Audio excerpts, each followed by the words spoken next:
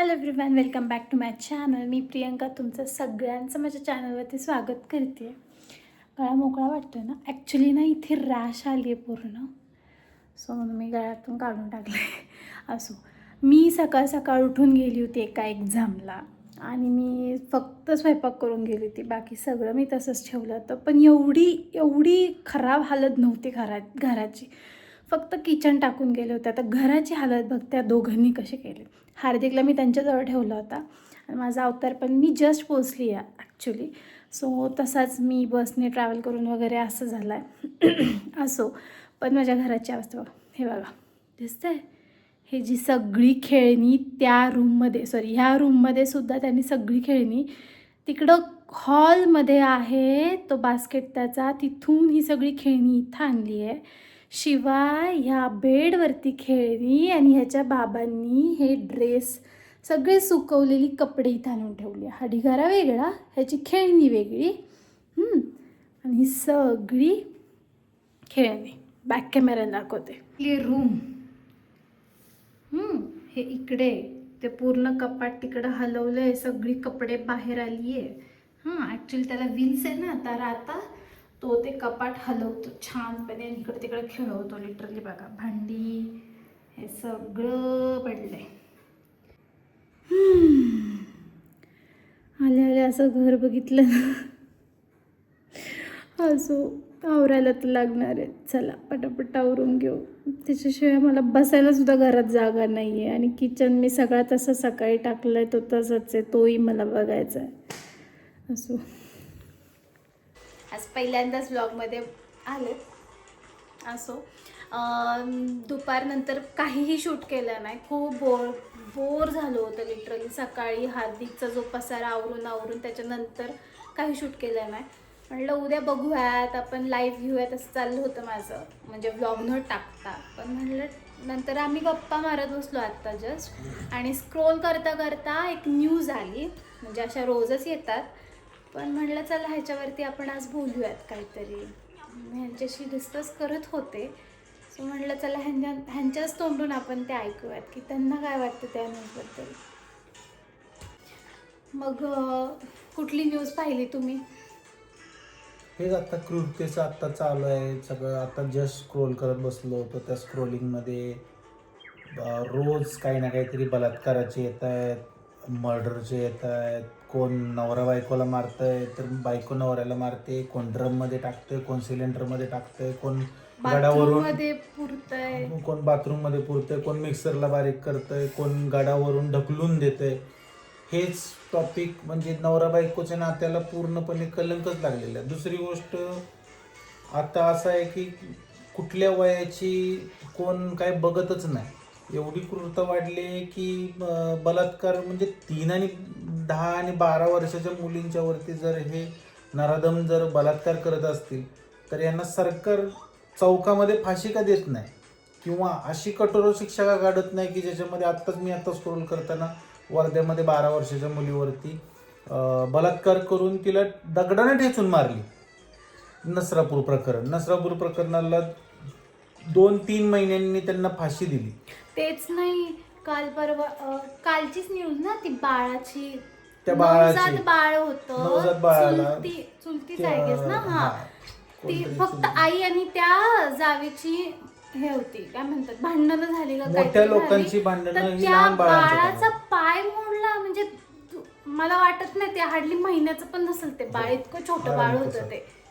खूपच लहान खूप बाळ आहे. छोटं त्याचा बाळ होतं. पूर्ण म्हणजे पाय मोडलाय. म्हणजे त्याचे स्क्रोल करून ते व्हिडिओ अक्षरशः बघितल्यानंतर वाईट माझ्या वाटलं ना ते बघून. पोटामध्ये गोळा येतो डायरेक्टली. किंवा कोणाला जर दाखवला तर त्याच्या म्हणजे छातीमध्ये झर्र होतं एकदम. एवढी क्रूरता कुठून आली ना. म्हणजे काहीच नाही ना. देव आहे ना धर्म आहे. आणि या देवाच्या आणि धर्माच्या व्यतिरिक्त लोकांच्या मध्ये एवढी क्रूरता आली की राक्षसच आहेत. म्हणजे हे चलते फिरते राक्षसच बघतोय किंवा राक्षसच वावरत आहेत. आज आपली लहान बाळं, लहान मुलं किंवा येणारी पिढी कशी सेफ असू शकते आणि ही सेफ कशी होईल? कोण काही बोलत नाही. प्रत्येकजण आपापल्या दुनियेतच आहे. प्रत्येकजण आपल्या आयुष्याच्या प्रॉब्लेम्समध्ये आहेत. प्रॉब्लेम प्रत्येकाला आहेत, त्यातनं फेस होत नाही आहे. सोल्युशन प्रत्येकजण शोधायच्या नादामध्ये एकमेकांना ओळख दाखवणं विसरलंय. माणसामध्ये माणुसकी राहिलेली नाही. कोण साधं कोणाला आता चहा पाजायला सुद्धा कोणाकडे टायमिंग नाहीये. म्हणजे लोकांचं पण लक्ष नाही आणि जे गुन्हेगार आहेत ते गुन्हे करतायतच. ह्याच्यावरती पोलीस प्रशासन तरी किती काय काय करणार. त्यांच्यावरती पण लोड येतोच ना. ते पण लोक माणूसच आहेत. त्यांच्या पण घरात आई बहिणी आहेत, त्यांची पण फॅमिली आहे, त्यांच्याकडे कोण टायमिंगच देत नाही. हे म्हणजे कोण काय ती मुलगी काय तिचं नाव, ती गडावरून ढकलून दिली, लोहगडावरून, सिया गोयल. आणि हे प्रकरण विनाकारण म्हणजे तुम्ही त्याच्यावरती ऍक्शन घ्या ना डायरेक्टली.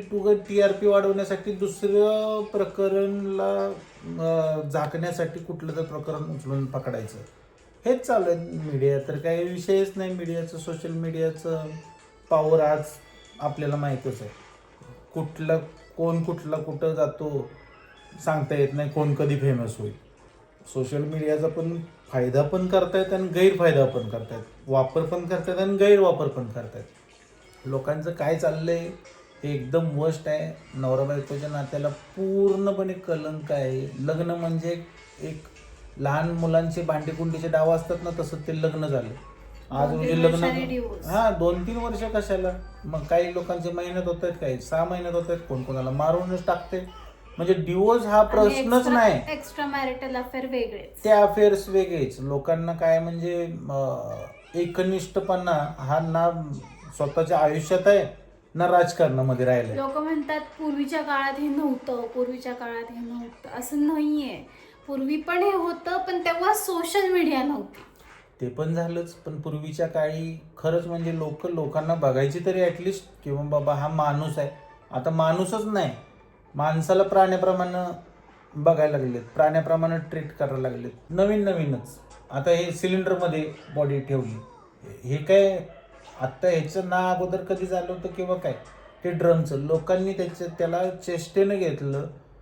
पण त्याला कोण गांभीर्यानं बघण्याचा कोणाचाही हेतू नाही आहे. कोणाला लक्ष द्यायचं हे नाही आहे. त्याच्यामुळं आपलं काय कुठं चालली पिढी. एज्युकेशन सिस्टीम सगळ्यात फ्रॉड आहे. नीटसारखी एक्झामचा पेपर जर लीक होत असेल तर त्या बसलेल्या कितीतरी लाखो विद्यार्थ्यांचं किती मोठं नुकसान होते. हे नुकसान आपलं नाही आहे, हे आपल्या देशाचं नुकसान आहे. नीटसारखी एक्झाम ही नॅशनल बोर्डची एक्झाम आहे. त्याचा पेपर फुटतोय. ज्यांनी पेपर फोडलाय त्यांचे फक्त 2 दिवस TVला डिस्प्ले झाले, त्याच्यानंतर ते गायब झाले. का? पैसे दिले असतील किंवा लोकांचं लक्ष नाही. फक्त लोकांना ह्या म्हणजे जे काही ह्याला सगळ्यात कारणीभूत आपण म्हणू शकत नाही 100%, पण ॲटलिस्ट 60% तरी गव्हर्नमेंट याला कारणीभूत असतं किंवा गव्हर्नमेंटची लॉबी कारणीभूत असते. एज्युकेशन हे जोपर्यंत बिल्डअप होत नाही तोपर्यंत म्हणजे आपल्या देशात स्वप्न आहे महागुरू बनायचं. कसा महागुरू बनेल? जर पेपर फुटत असेल, इकडं पेपर फुटतोय, तिकडं राम मंदिरचं लाखो लोकांनी देणगी दिलेली चोरी झाली. कितीतरी वैष्णोदेवीच्या मंदिरात सुद्धा चोरी झाली. म्हणजे हे चोरी होते, बलात्कार होत आहेत, खून होत आहेत, मारामाऱ्या होत आहेत, दरोडे पडत आहेत. कोण म्हणजे काय कशाला ताळमेळ आहे.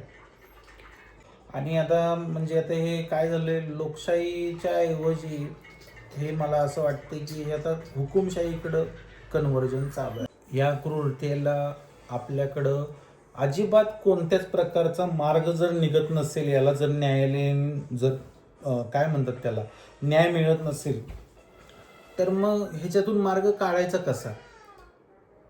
प्रत्येक माणूस म्हणजे आपला जन्म जर या भूमीमध्ये झाला तर आपल्यासारखे नशीबवान लोक कोणीच नाही. म्हणजे एवढी क्रूरता जर लोकांच्या मध्ये जर वाढत असेल तर या क्रूरतेवरती काय उपाययोजना केली पाहिजे किंवा काय केलं पाहिजे हे जरूर तुम्ही कमेंट सेक्शनमध्ये सांगा. तुम्हाला जे काही वाटतंय ते बिंदास तुम्ही कमेंट सेक्शनमध्ये सांगा. भले ते कोणाच्याही विरोधात असू देत किंवा काय, तुमच्या मनातली व्यथा जी आहे ती कमेंट सेक्शनमध्ये तुम्ही द्या. या चॅनलला लाईक करा, सबस्क्राईब करा, शेअर करा. या व्हिडिओला तुम्ही शेअर करा, ह्या भावनांना तुम्ही शेअर करा आणि सपोर्ट करा. धन्यवाद.